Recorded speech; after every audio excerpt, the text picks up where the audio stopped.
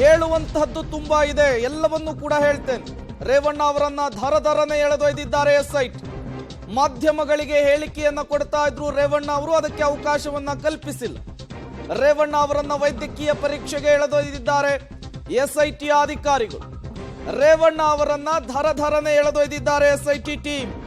ರೇವಣ್ಣ ಅವರು ಅವರ ಮೇಲೆ ಬಂದಿರುವಂತಹ ಆರೋಪದ ವಿಚಾರಕ್ಕೆ ಸಂಬಂಧಪಟ್ಟಂತೆ ಮಾತನಾಡ್ತಾ ಇದ್ರು.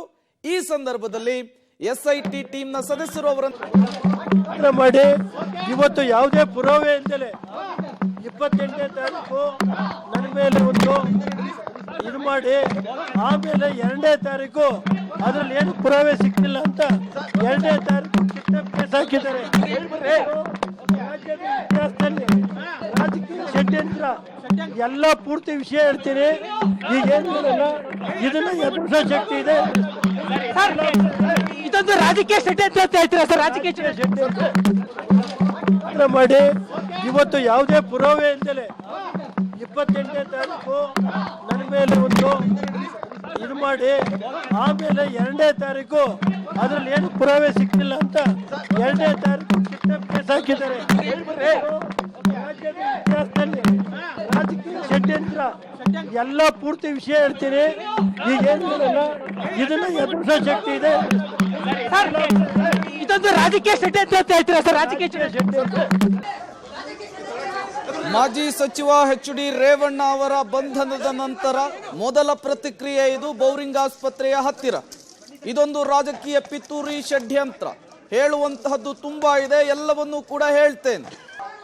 ನನ್ನ ರಾಜಕೀಯ ಜೀವನದಲ್ಲಿ ಒಂದೇ ಒಂದು ಕಪ್ಪು ಚುಕ್ಕೆ ಇರಲಿಲ್ಲ.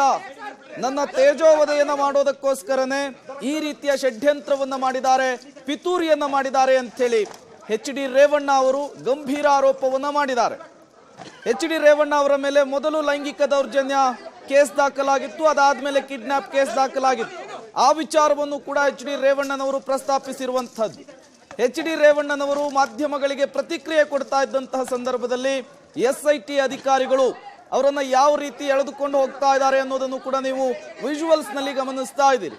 ವೈದ್ಯಕೀಯ ಪರೀಕ್ಷೆಗೂ ಮೊದಲು ರೇವಣ್ಣನವರು ತಮ್ಮ ಮೇಲೆ ಬಂದಿರುವಂತಹ ಆರೋಪಕ್ಕೆ, ಬಂಧನದ ವಿಚಾರಕ್ಕೆ ಫಸ್ಟ್ ರಿಯಾಕ್ಷನ್ ಅನ್ನು ಕೊಟ್ಟಿದ್ದಾರೆ. ನನ್ನನ್ನ ಟಾರ್ಗೆಟ್ ಅನ್ನ ಮಾಡಿ ನನ್ನ ತೇಜೋವಧೆ ಮಾಡಬೇಕು ಅನ್ನುವಂತಹ ಕಾರಣದಲ್ಲಿ ಇದೊಂದು ಷಡ್ಯಂತ್ರ, ಪಿತೂರಿ ಅಂತ ಹೇಳಿ ವ್ಯಾಖ್ಯಾನವನ್ನ ಮಾಡಿದ್ದಾರೆ ಎಚ್.ಡಿ. ರೇವಣ್ಣನವರು. ಈಗ ಎಚ್.ಡಿ. ರೇವಣ್ಣನವರ ವೈದ್ಯಕೀಯ ಪರೀಕ್ಷೆ ನಡೆಯುತ್ತೆ. ಅವರ ಆರೋಗ್ಯದಲ್ಲಿ ಏನಾದರೂ ಸಮಸ್ಯೆ ಇದೆಯಾ ಅದನ್ನ ವೈದ್ಯರು ಪತ್ತೆ ಹಚ್ಚುತ್ತಾರೆ, ಅದೊಂದು ರಿಪೋರ್ಟ್ ಅನ್ನು ಕೊಡ್ತಾರೆ. ತದನಂತರ ನ್ಯಾಯಾಧೀಶರ ಮುಂದೆ ಅವರನ್ನ ಹಾಜರುಪಡಿಸಲಾಗುತ್ತೆ.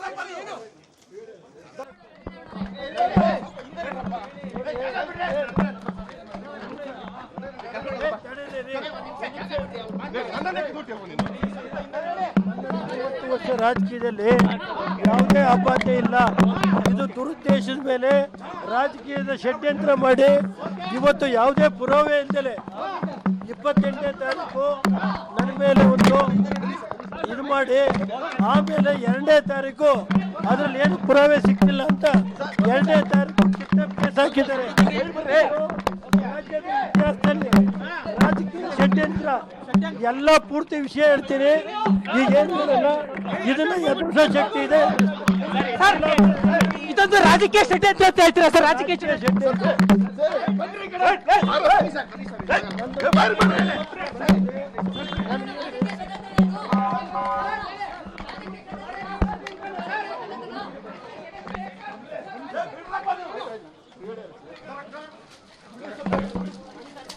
ನಿನ್ನೆ ಇಷ್ಟೊತ್ತಿಗೆ ಮಾಜಿ ಸಚಿವ ಎಚ್.ಡಿ. ರೇವಣ್ಣ ಅವರ ಆಂಟಿಸಿಪೇಟರಿ ಬೇಲ್ ಅರ್ಜಿ ವಜಾ ಆಗಿತ್ತು.